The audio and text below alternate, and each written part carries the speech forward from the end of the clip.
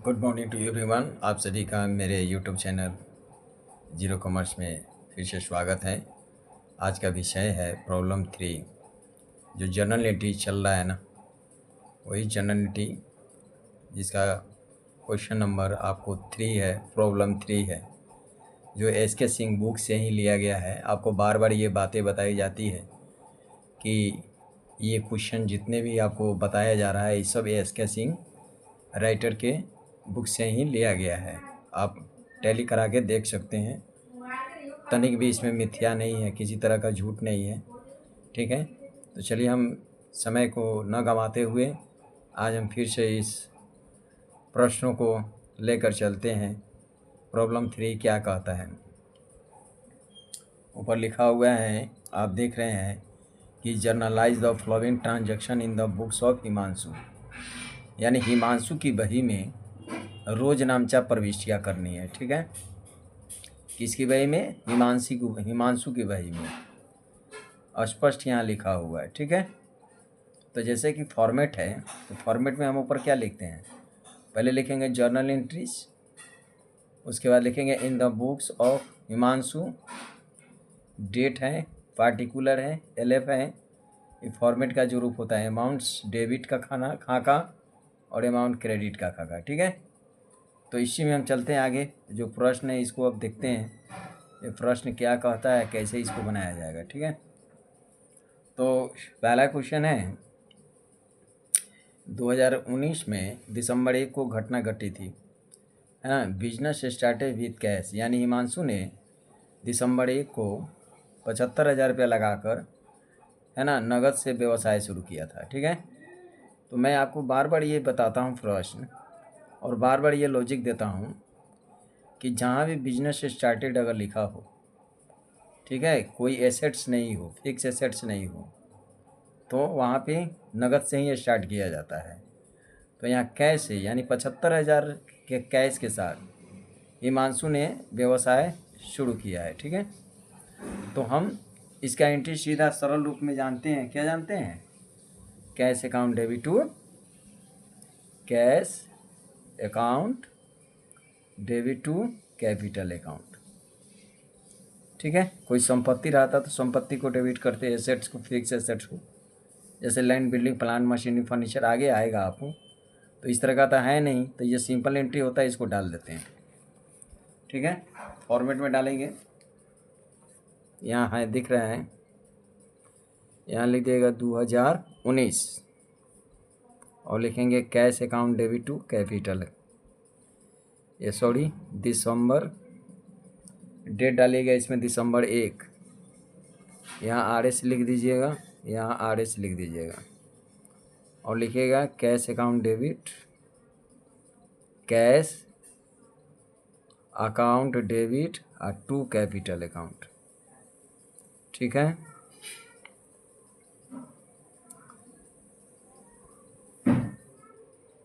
Bing, है ना, dot dot dot, यानी बिजनेस स्टार्टेड विथ कैश, यहाँ लिख दीजिएगा। पैसा आपका 75,000 था, तो 75,000 डेबिट में और 75,000 क्रेडिट में डाल दीजिएगा। ठीक है,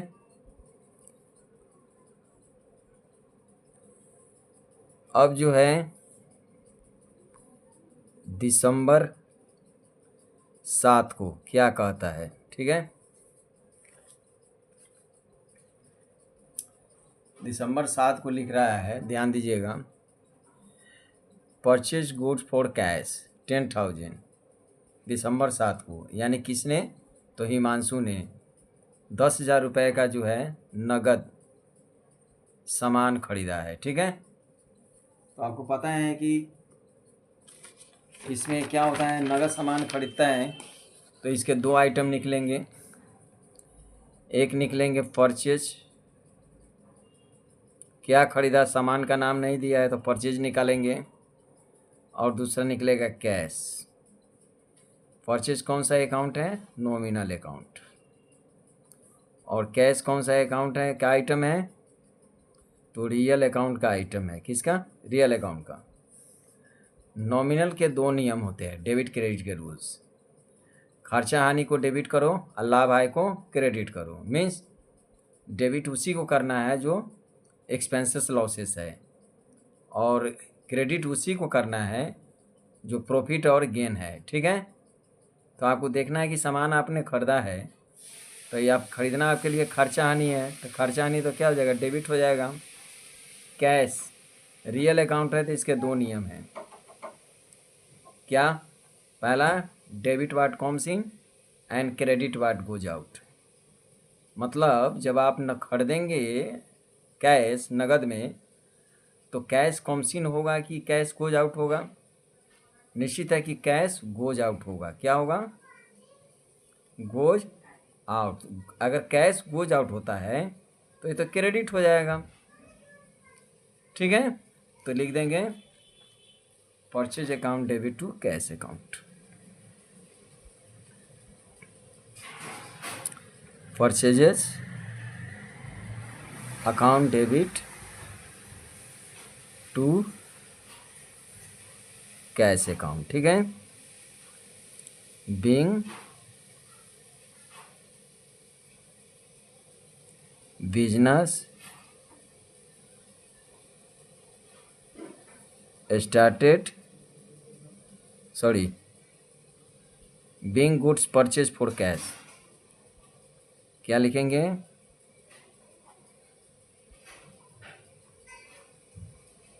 being goods purchased for cash. ठीक है, जितना रुपए से आपने खरीदा है उतने से आप क्या करेंगे, डेबिट क्रेडिट में। कितना रुपए का है? देख रहे हैं कि 10,000 रुपये से आपने सामान खरीदा है नगद, तो 10,000 रुपये डेबिट में डालिए और 10,000 क्रेडिट में। ठीक है, अब सवाल नंबर नेक्स्ट है, क्या है ज़रा देखेंगे।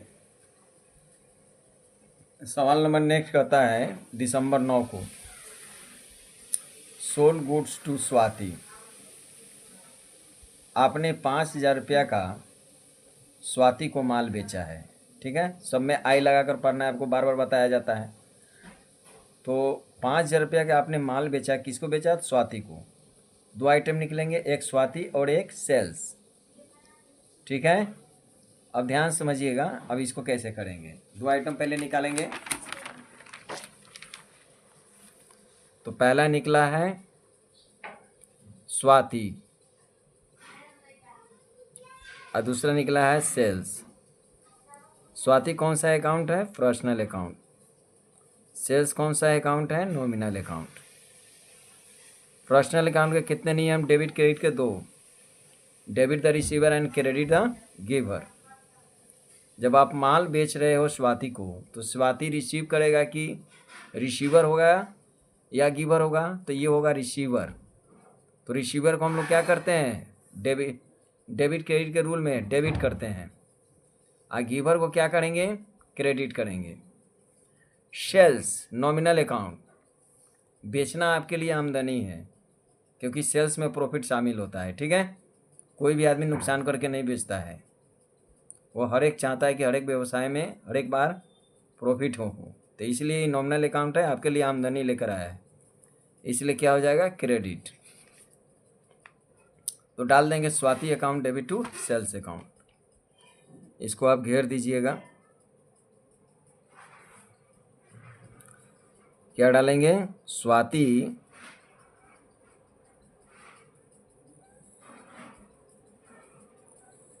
अकाउंट डेबिट टू लिख दीजिएगा सेल्स अकाउंट। नरेशन वही, being dot dot dot good sold to Swati. डाल देंगे, प्रश्न उतार देना है बिंग लगाकर। ये जो लेन देन हुआ है कितने रुपए का है, ज़रा देख लीजिए। ये लेन देन है आपका 5,000 रुपये का था। 5,000 डेबिट में डालेंगे, 5,000 क्रेडिट में।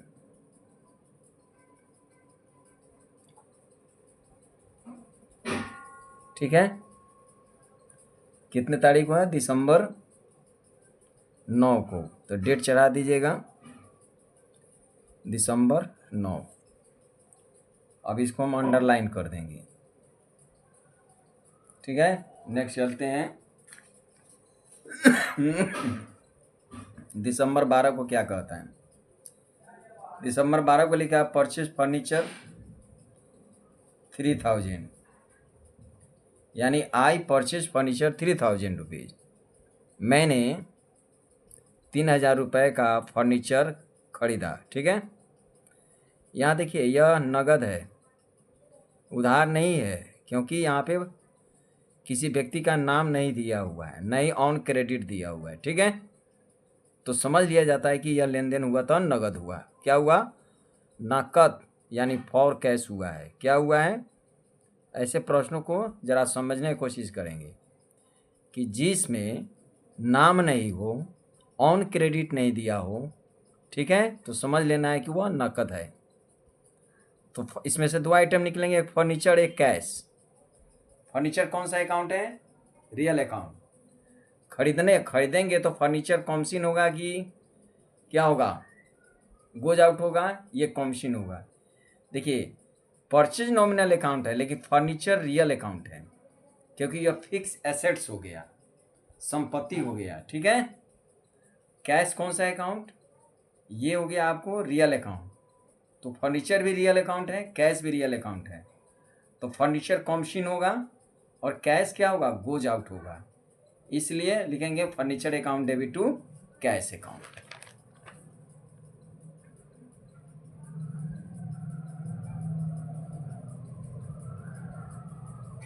Furniture account debit to cash account, being dot dot dot dot dot dot यहाँ लिख कर भर देंगे। और जो है आपका 3000 रुपये का, तो 3000 डेबिट में डालेंगे और 3000 क्रेडिट में। मतलब समझिएगा ज़रा, खरीदना क्या खरीदे? तो फर्नीचर, यानी खरीदे हैं फर्नीचर, तो फर्नीचर स्पष्ट रूप से दिया हुआ है कि आपने संपत्ति खरीदा है।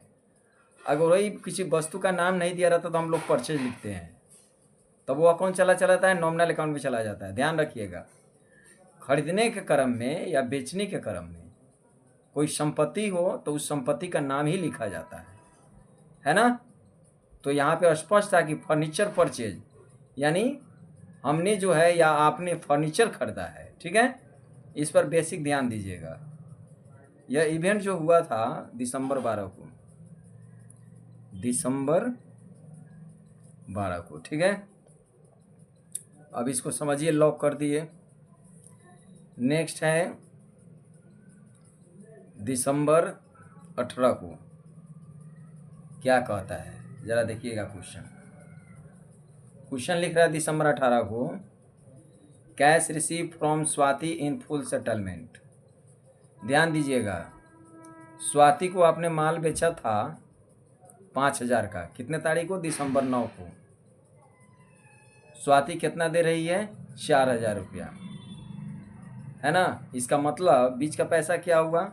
ज़रा ध्यान दीजिएगा, आपने माल बेचा था 5000 का, आपको मिल रहा है ना मात्र 4000। फुल सेटलमेंट, फुल सेटलमेंट का अर्थ होता है कि स्वाति ने कहा आपसे कि ए भाई देखो, मैं आपको 9 तारीख को आपसे माल लिया था, हम 3 दिन के बाद 18 तारीख को 9 दिन के बाद पेमेंट कर देंगे, आप कितना का डिस्काउंट दोगे? तो आपने क्या कहा कि चलिए 1000 रुपये का डिस्काउंट दे दूंगा, है ना। तो इसका मतलब है कि 5 में से 4 गया तो कितना? 1000। ये आपके लिए क्या हो गया? डिस्काउंट हो गया। क्या हो गया? डिस्काउंट हो गया। ठीक है, तो अब एंट्री क्या होगा, ज़रा ध्यान दीजिएगा। मिला कितना? कैश 4000, तो ये कैश में चला जाएगा। डिस्काउंट कितना? तो 1000। ठीक है, ये आपके लिए क्या हो जाएगा? छूट आपने दिया है किसको? तो स्वाति को दिया है, क्योंकि समय से पहले वो भुगतान कर दिया है। तो ये आपके लिए खर्चा हानि है। कैश क्या है? रियल अकाउंट है, बेचे हैं तो पैसा कहीं से मिला है, तो कैश कौन सी होगा। डिस्काउंट नॉमिनल अकाउंट है, आपके लिए खर्चा नहीं हो जाएगा, क्योंकि 5,000 के बदला में 4,000 मिल रहा था, 1,000 लॉस गया कि नहीं लॉस गया, तो इसलिए यह लॉस है। तो लॉस को डेबिट करेंगे, कैश को डेबिट करेंगे, और किसने दिया, स्वाति ने, तो स्वाति को क्रेडिट करेंगे। ठीक है, तो लिख दीजिएगा कैश कॉमसिन हो रहा है 4,000 रुपया, कैश अकाउंट डेबिट, चूंकि फुल सेटलमेंट लिखा हुआ है। डिस्काउंट है ना, अलाउड भी लिख सकते हैं, क्या लिख सकते हैं, अलाउड, छूट दिया। अकाउंट डेबिट किसने दिया, तो स्वाति ने, टू स्वाति अकाउंट। ठीक है, अब देख लीजिए, आपने 5,000 का माल बेचा था 4,000 आपको मिला है, 1,000 आपने डिस्काउंट दे दिया, तो टोटल वो कितना लेन देन कितना का था, 5,000 का। 5,000 यहाँ भर देंगे और लिख देंगे बीइंग, है ना, कैश रिसीव, ठीक है, in full settlement, being dot dot dot cash receive in full settlement, प्रश्न उतार दीजिएगा इसमें। ये आपका बन गया, फिर हम इसको अंडरलाइन कर देंगे। ठीक है, अब लास्ट 2 एंट्री है, ज़रा देखेंगे इसको क्या कहता है। पेड रेंट, आपने किराया दिया 1,000 रुपये का, ठीक है, आई लगा कर पढ़िएगा तो क्या होगा, मैंने किराया दिया या किराया का भुगतान किया, तो रेंट आपके लिए क्या है, इसमें से 2 आइटम निकलेंगे, एक निकलेंगे क्या, रेंट, एक क्या निकलेगा, कैश। रेंट कौन सा अकाउंट है, नॉमिनल अकाउंट। कैश कौन सा अकाउंट है, रियल अकाउंट। रेंट आपके लिए आपने दिया है तो आपके लिए खर्चा हानि है, कैश जब रेंट के रूप में जाएगा तो ये कैश गोज आउट होगा, तो खर्चा हानि को डेबिट कर देंगे, अब गोज आउट होगा तो क्या होगा, क्रेडिट होगा, यानी rent account debit to cash account. ठीक है, डाल देंगे क्या, रेंट अकाउंट डेबिट, और टू लिख दीजिएगा कैश अकाउंट।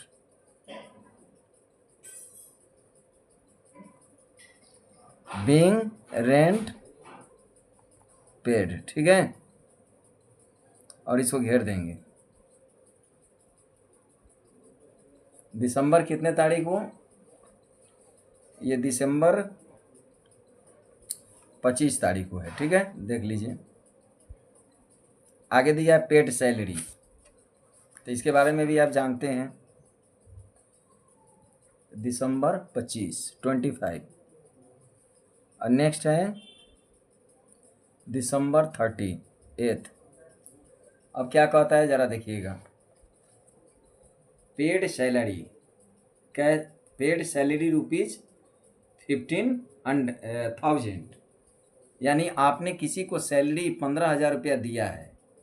मान लो कि आप कंपनी कारखाना खोले हैं, तो महीना के आखिरी तिथि यानी अगले महीना 1 तारीख को तो आप या महीना के आखिरी तिथि को आप सैलरी देंगे, तो आपने 15,000 रुपया सैलरी दिया, उसको किसी को दिया है, किसी कर्मचारी को जो आपके यहाँ काम करता है, तो सैलरी आपके लिए क्या है, खर्चा है, खर्चा हानि को डेबिट कर देंगे। पेड किया, तो पेड मीन्स क्या किया, कैसे ना आप दिया कर्मचारी को, तो 2 आइटम निकलेगा, एक सैलरी, एक क्या निकलेगा, ध्यान दीजिएगा, एक निकलेगा, हाँ, एक निकलेगा सैलरी, एक निकलेगा कैश।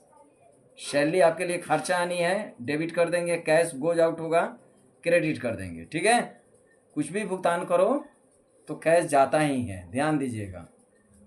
तो हम क्या लिखेंगे, सैलरी अकाउंट डेबिट,